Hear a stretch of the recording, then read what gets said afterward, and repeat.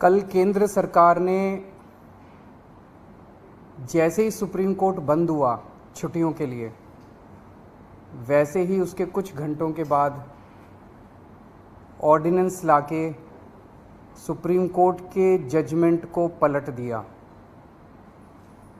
हम सब जानते हैं एक हफ्ते पहले सुप्रीम कोर्ट ने जजमेंट दिया था कि दिल्ली के अंदर अधिकारियों के ऊपर कंट्रोल, सरकारी अधिकारियों, सरकारी कर्मचारियों के ऊपर कंट्रोल दिल्ली की चुनी हुई सरकार का होगा। सुप्रीम कोर्ट ने यहाँ तक बोला था कि अगर किसी अफसर को ये पता है कि उसका मंत्री उसको उसका कुछ नहीं बिगाड़ सकता, तो वो अफसर मंत्री की क्यों सुनेगा। ये वो कोर्ट के ऑर्डर में लिखा है। तो इसीलिए कोई भी जिम्मेदार सरकार चलाने के लिए ये ज़रूरी है कि अफसरशाही और कर्मचारी जो हैं वो सीधे सीधे चुनी हुई सरकार के अंडर में आएँ। इसको कल इन्होंने 4 बजे कोर्ट बंद हुआ, 5 बजे और 10 बजे इन्होंने ऑर्डिनेंस पास करके उस कोर्ट के आदेश को पलट दिया। जिस दिन आदेश आया था उसके अगले दिन इन लोगों ने सोच लिया था कि ऑर्डिनेंस लाके इस आदेश को पलटना है, क्योंकि अगर हम सीक्वेंस ऑफ इवेंट्स देखें, जजमेंट आने के और उसको पलटने के बीच में 8 दिन है। पहले 3 दिन सेक्रेटरी सर्विसेज गायब हो गया, उसका फ़ोन ऑफ हो गया। 3 दिन के बाद सेक्रेटरी सर्विसेज निकलते हैं, कहते हैं मैं कोर्ट का ऑर्डर मानने को तैयार हूं, तो चीफ सेक्रेटरी फिर बीच बीच में गायब हो जाते हैं और सिविल सर्विसेज बोर्ड की मीटिंग होने में 3 दिन लग जाते हैं। फिर फाइनली जब सिविल सर्विसेज बोर्ड की मीटिंग होती है और एलजी के पास प्रस्ताव भेजा जाता है तो 2 दिन एलजी साहब बैठ जाते हैं उसके ऊपर। 8 दिन इन लोगों ने इस तरह से बिता दिए। ये सारे के सारे कोर्ट के बंद होने का इंतज़ार कर रहे थे कि कब कोर्ट बंद होगा, कब कोर्ट की छुट्टियां होगी और कब हम अध्यादेश लाएंगे। तो प्रश्न ये उठता है कि ये कोर्ट के बंद होने का इंतज़ार क्यों कर रहे थे कि जब कोर्ट बंद होगा तब हम अध्यादेश लाएंगे। पहले ले आते, जब कोर्ट की छुट्टियां नहीं चल रही थी, जब कोर्ट खुला था, जिस दिन अध्यादेश आया 3 दिन बाद, 4 दिन बाद, 5 दिन बाद ले आते, क्योंकि ये अंदर दिल के अंदर जानते हैं कि ये अध्यादेश पूरी तरह से गैर कानूनी, गैर संवैधानिक और जनतंत्र के खिलाफ है। इन्हें पूरी तरह से पता था कि अगर सुप्रीम कोर्ट के खुले होते हुए अगर ये अध्यादेश ले आते और हम अगर अगले दिन इसको सुप्रीम कोर्ट में चुनौती देते तो सुप्रीम कोर्ट में ये 5 मिनट भी ये अध्यादेश टिकने वाला नहीं था। तो ये चाहते थे कि सुप्रीम कोर्ट बंद हो और उसके बाद ये अध्यादेश लेके आए। अंदर खाने ये भी जानते हैं कि ये अध्यादेश 5 मिनट भी टिकने वाला नहीं है। तो क्या इस अध्यादेश की लाइफ केवल 1.25 महीने की है जब तक सुप्रीम कोर्ट बंद है? 1 जुलाई को सुप्रीम कोर्ट खुलेगा, हम इसको चैलेंज करेंगे सुप्रीम कोर्ट के अंदर, और फिर सुप्रीम कोर्ट, हम जानते हैं कि ये भी जानते हैं, अंदर खाने ये भी जानते हैं कि इस अध्यादेश का क्या होगा। तो क्या ये अध्यादेश केवल इस 1.25 महीने की छुट्टियों के लिए लाया गया है? आज मैंने आप ही लोगों के चैनलों पे देखा कि ये कह रहे हैं कि हम इन्होंने रिव्यू पिटीशन फाइल कर दी है, किसी ने कॉपी भी भेजी है, शायद कर दी है या करने वाले हैं, कर दी है। रिव्यू पिटीशन का क्या मतलब रह गया? जब ऑर्डिनेंस लाके इन्होंने पूरे के पूरे जजमेंट को ख़त्म कर दिया तो जो जजमेंट ही नहीं बचा उसका रिव्यू का कैसा? तो रिव्यू पिटीशन तो तभी मेंटेनेबल होगी जब अध्यादेश को वापस लिया जाएगा रिव्यू पिटीशन की हियरिंग के पहले। तो ये क्या ये इंडिकेशन है कि जैसे ही सुप्रीम कोर्ट खुलेगा इस अध्यादेश को वापस ले लिया जाएगा? नहीं तो रिव्यू पिटीशन का मतलब ही नहीं है। जज तो यही कहेंगे कि भाई तुमने तो सारा हमारा जजमेंट खत्म कर दिया, तो रिव्यू पिटीशन किस बात की है? रिव्यू पिटीशन तो कुछ है ही नहीं। तो ऐसा लगता है कि ये केवल एक भद्दा मजाक किया गया है जनतंत्र के खिलाफ, देश के लोगों के साथ, दिल्ली के 2 करोड़ लोगों के साथ।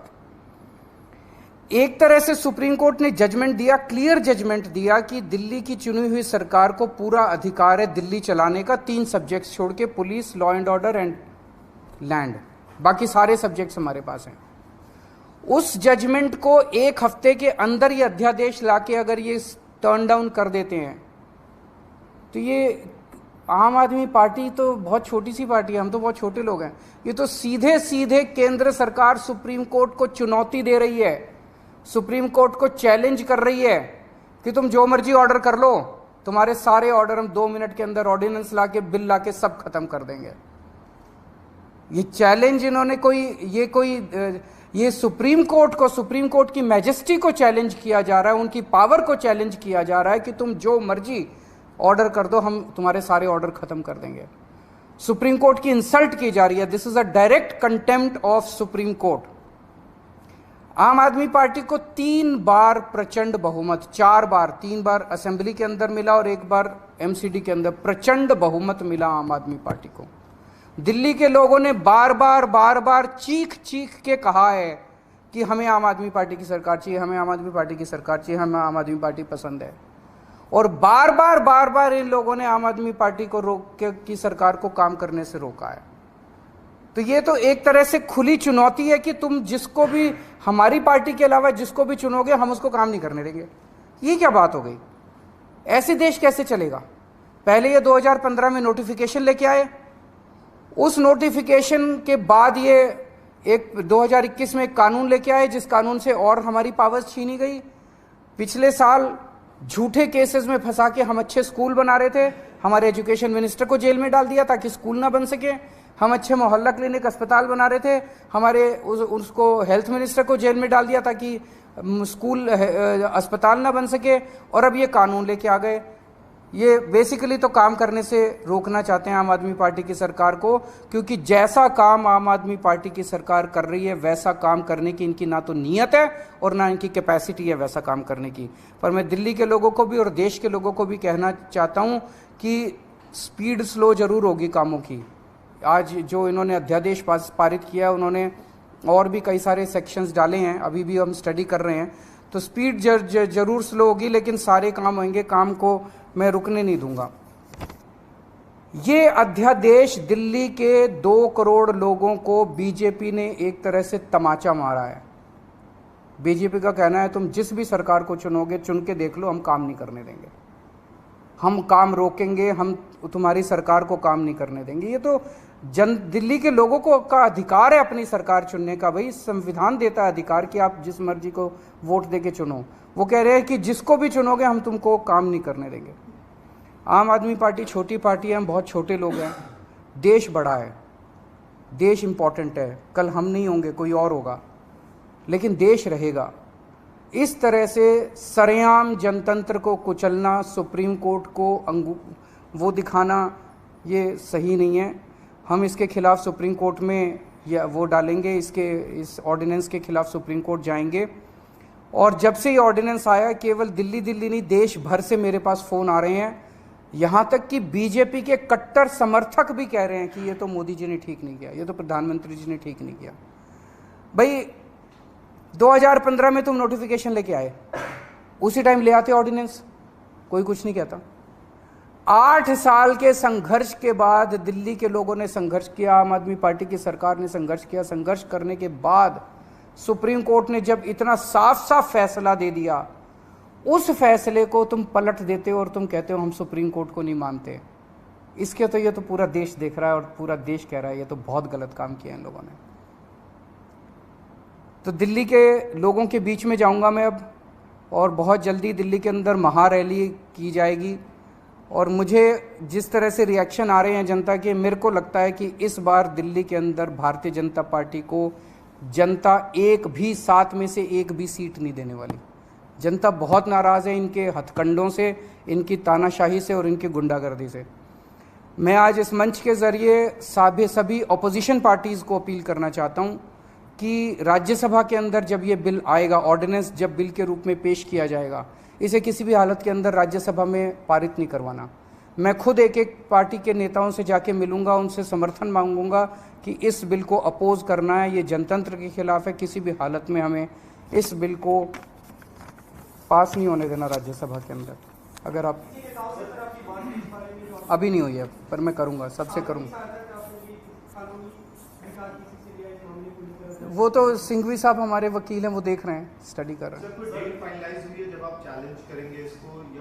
जैसे कोर्ट खुलेगा 1 जुलाई को शायद खुल रहा है, इमीडिएटली भी सबसे बड़ी कोर्ट तो सुप्रीम कोर्ट होती है, उसकी भी कॉन्स्टिट्यूशनल बेंच ने ये 5 जजेस ने जजमेंट दे दिया, उसको पलट दिया इन्होंने, बताओ। लेकिन संसद कानून बनेगा तो फिर कहाँ सुप्रीम कोर्ट ही आदेश दे रहा है कानून बनने तो आप क्या करेंगे? नहीं तो सुप्रीम कोर्ट जाएंगे ना। देखिए मैं देख रहा था आप सब लोगों ने सिंघवी साहब का इंटरव्यू किया है। Basic structure of the constitution जो है, कोई भी कानून लाके बेसिक स्ट्रक्चर, कल को अगर कोई ब्रूट मेजॉरिटी आ गई और उसने कह दिया हाँ जनतंत्र खत्म कर दिया उन्होंने संविधान से कि जनतंत्र अब नहीं होगा, वो नहीं कर सकते। ऐसा कानून नहीं आ सकता जो जनतंत्र खत्म कर दे। ऐसा कानून नहीं आ सकता जो फेडरल स्ट्रक्चर है हमारा, सेंटर अलग है स्टेट्स अलग है, वो खत्म करे। ये सीधे सीधे फेडरल स्ट्रक्चर के ऊपर हमला है। तो इस तरह का कोई कानून भी नहीं आ सकता जो कि फेडरल स्ट्रक्चर के ऊपर हमला हो। तो कई सारे कॉन्स्टिट्यूशनल बेसिक कॉन्स्टिट्यूशनल प्रिंसिपल्स हैं, basic structure of the constitution है जिसके ऊपर हमला किया गया इस ऑर्डिनेंस के द्वारा। तो ऐसा मानना है कई सारे कानून के जानकारों का कि ये ऑर्डिनेंस जो है या ये अगर कानून की शेप भी लेता है तो ये कोर्ट के अंदर टिकेगा नहीं। ये जो ऑर्डिनेंस पास हुआ, do you think this is no more Delhi versus centre, rather the court versus the, ये पूरी की पूरी लड़ाई अब एक तरह से सुप्रीम कोर्ट वर्सेस सेंटर है। ये केवल दिल्ली सरकार एक छोटी सी चीज हो गई है। उन्होंने तो सीधे सीधे कह दिया, इस तरह से तो ये बहुत खतरनाक चीज है। सुप्रीम कोर्ट कोई भी आदेश पारित करेगा, अगर केंद्र सरकार के खिलाफ पारित करेगा, केंद्र सरकार कानून लाके उसको पलट देगी, उनकी मेजॉरिटी है ना। फिर देश की जनता कहाँ रह गई? जैसे आप लोगों ने सुना होगा कि वो भी इन्होंने ऑर्डिनेंस लाके किया था, जो ईडी के डायरेक्टर की एक्सटेंशन वाला मामला था। ऑर्डिनेंस लाए थे, लेकिन अब सुप्रीम कोर्ट कह रहा है कि हम उसको, मतलब अभी जजमेंट नहीं आया, लेकिन हियरिंग के दौरान सुप्रीम कोर्ट ने कहा कि हम इसको नहीं मानते।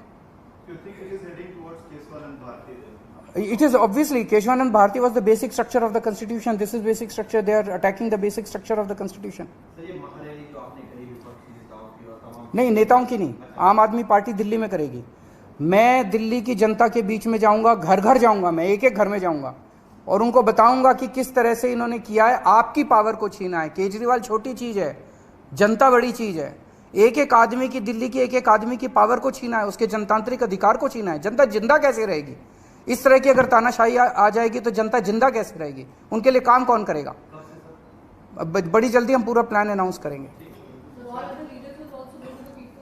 हमारे ना। Yes of course the whole Aam Aadmi Party will be on the streets in the coming days. मैं ये पूछ, इसका क्यों, क्या कह रहे हैं वो, क्या कारण है इसका?